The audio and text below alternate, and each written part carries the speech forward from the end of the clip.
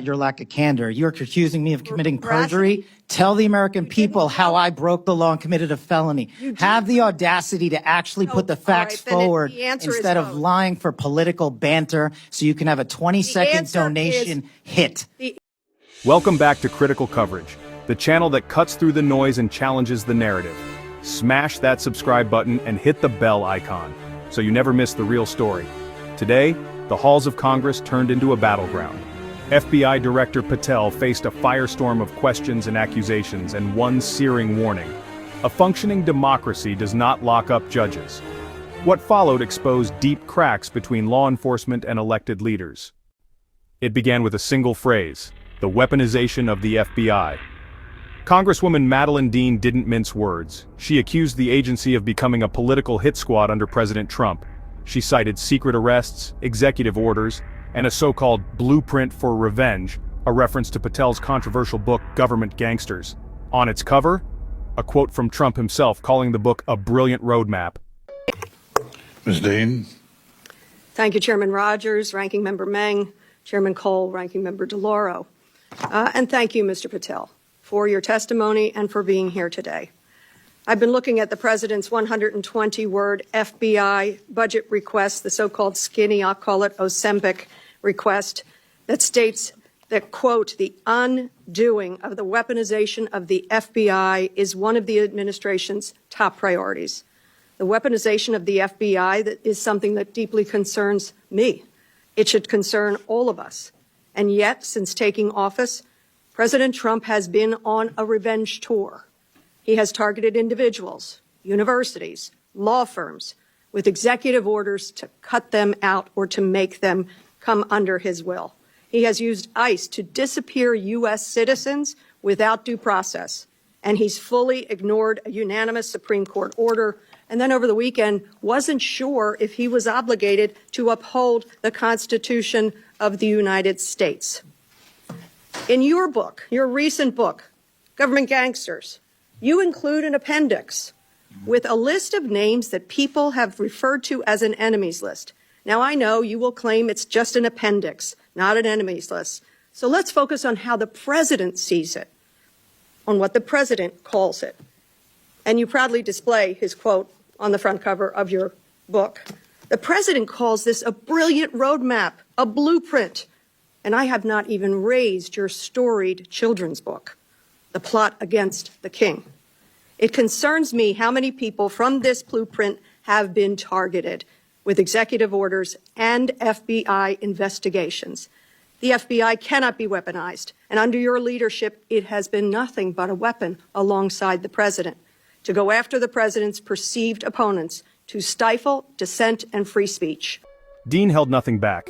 She said the FBI had become a tool for revenge, targeting professors, judges, and private citizens. She slammed a recent arrest of a Wisconsin judge by ICE and the FBI, calling it an escalation of the weaponization of federal power. A functioning democracy does not lock up judges, she declared. You seem childishly eager to carry out the president's revenge tour. She accused Patel of being unfit to lead. His response? You want to know who was targeted by a weaponized FBI? Me. At the heart of the storm was the appendix, an attachment to Patel's book, allegedly naming officials. Dean called it an enemies list. Patel fired back, there is no enemies list. These are people who betrayed their oath. But Dean wasn't buying it. She asked point blank, when should I, as a former Trump impeachment manager, expect the FBI at my door? What began as a budget hearing had turned into a constitutional crisis in miniature. A few weeks ago, as we saw through a social media post that you quickly deleted, the FBI arrested a judge in Wisconsin for correctly asking ICE officials if they had a judicial warrant instead of an administrative warrant, which they did not have. Despite this judge following the law, on the morning of April the 25th, the FBI arrested the judge in an escalation of the weaponization of the FBI under your leadership. Let me be clear. A functioning democracy does not lock up judges. I am gravely concerned about the utter lack of independence of the FBI and its weaponization under your leadership. I am concerned that the president is using this book, your book, as a blueprint, as he has said. It's a blueprint for revenge. And I am concerned that your eagerness, a childlike giddiness to carry out the president's revenge tour, you've shown yourself to be unserious in your statements before you were sworn in and some after. You've shown yourself unfit to lead this important agency. I was an impeachment manager for President Trump's second impeachment. It was a sad, solemn duty. And so I wanted to ask you about that.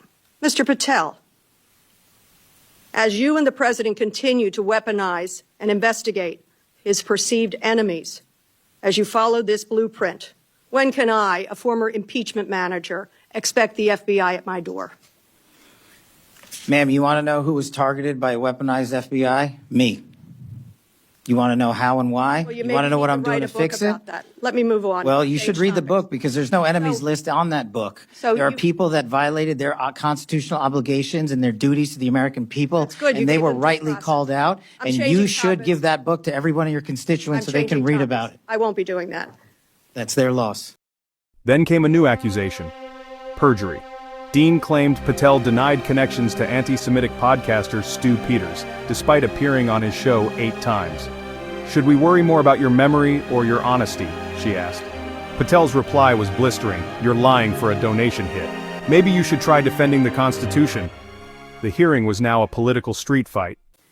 During your Senate confirmation hearings, you repeatedly denied having any involvement as a private citizen in the firing of FBI officials who engaged in the prosecution against January 6 insurrectionists, the violent rioters who beat and killed Capitol police officers, and whom you referred to as political prisoners. Since then, multiple whistleblowers have come forward, and we know that you likely committed perjury. At the same hearing, you claimed you were not familiar with Stu Peters, an anti-Semitic Holocaust denier, despite the fact that you appeared on Mr. Peters' podcast 8 separate times. 8 times. And you claimed not to recall. Mr. Patel, my second question is, should we worry more about your memory or your veracity? We should worry more about your lack of candor. You're accusing me of committing Veracity? perjury. Tell the American people how I broke the law and committed a felony. Have the audacity to actually put the facts all right, then forward the answer is instead of both. lying for political banter so you can have a 20-second answer donation hit. The answer is both. I believe that the The men answer and is women of you're the failing, not I will me. play my time. Go ahead.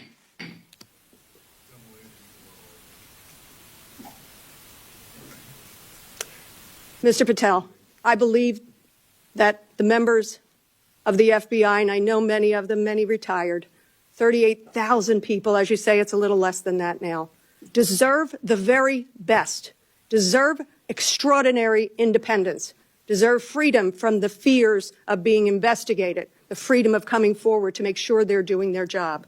And I'll end with this, that I think it's interesting that in your proposal today, you find yourself at a gulf of difference between you and the president. I wonder how you will resolve that. Will you go to the president and say we need $11.2 billion, not what you cut out of here?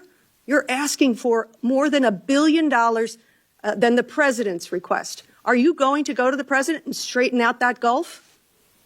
I'll do what I've always done and represent the American people, defend this country, and make sure the Constitution is always upheld and the FBI is never weaponized. Maybe you should do the same. So you agree with the president when he says he doesn't know if he should uphold his constitutional duty? If you want to just keep putting words in my mouth, the TV cameras are outside. I thank you. I yield back. Again, this is an unserious moment, sadly, for the FBI. I yield back. More so for you. As tensions reached a boiling point, Director Patel made one final stand. "I'll do what I've always done, defend this country and the Constitution." But the damage was done. The image of a top FBI official accused of political revenge has reignited national debate. Is the FBI being weaponized, or is it holding corrupt elites accountable? This isn't just about politics, it's about power. And what happens when that power becomes personal? The American people deserve answers. Is the FBI still America's premier law enforcement agency? Thanks for watching Critical Coverage.